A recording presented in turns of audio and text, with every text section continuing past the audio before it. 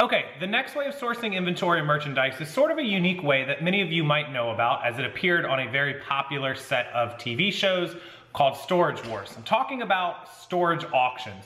And if you don't know what a storage auction is, when anybody ever rents a storage unit where you can store all of your household goods, or you're moving or an apartment or downsizing, you pay a monthly rent. It could be $50, could be $100, could be $200 a month. And if at any point you don't pay the rent, all of the merchandise or all of your home goods or electronics or clothes or anything that's inside of that unit is locked, and it is auctioned off to the highest bidder.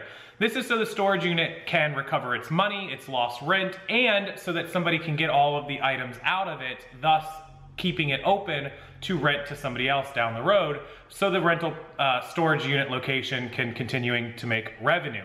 Now, when these storage units sell at auction, the potential buyers are not allowed to see or touch anything that's inside. Basically, what used to happen before the television shows started was the storage unit would have the lock cut off, it would be opened, and you could stand just outside of it and look around, but you couldn't actually go in, you couldn't open anything, you couldn't touch it. You had to only bid based on what you could see.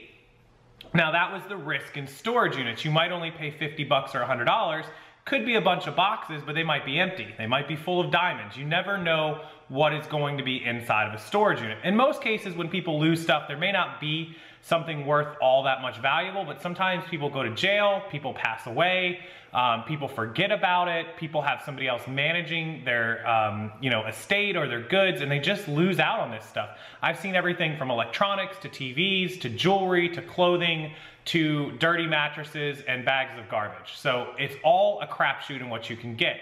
Now, the great thing about storage units now, fast forward to 2019, is that most of them are on the internet. You don't even have to drive to the locations. You can go on the internet where they've taken many pictures that would be just like if you were standing there looking at it, and you can bid on them from the comfort of your own couch.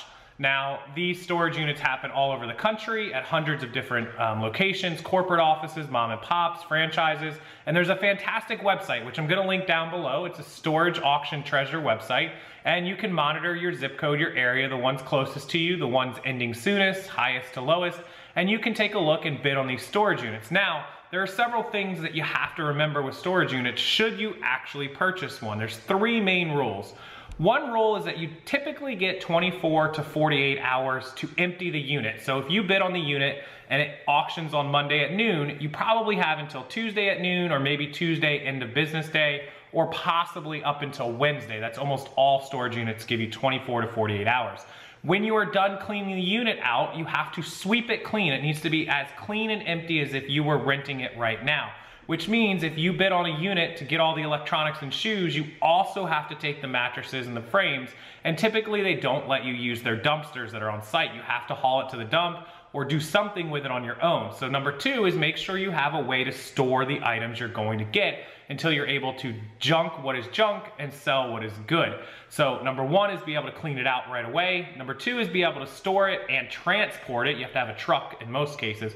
And number 3 is only bid on what you can see and what you know is worth it. If you're willing to go a little higher as a gambler, that's fine. But typically you don't want to go too high just because you think there might be a diamond in that box, when in reality the box is for a diamond, but it ends up being empty because some people just keep boxes. I've seen people bid hundreds of dollars for what looked like a PlayStation 4. They got the box and of course it was empty. So you never know what is inside of these units. Just be very careful. But it is a really good way to source things really cheap. I bought a unit not too long before making this video. I paid $30. They will charge you sales tax. Even with a tax seller certificate, they charge sales tax, they don't care. So the unit was actually like $33, and there's usually a 10% buyer's premium. So on my $30 unit, I paid an additional $3. So it was more like 36, 37 bucks. And I sold about 5 pairs of tennis shoes and 5 shirts out of the unit for around $500. So it was a really good return, but I had to haul all the other junk out of there. So storage unit auctions are a fantastic way to source inventory.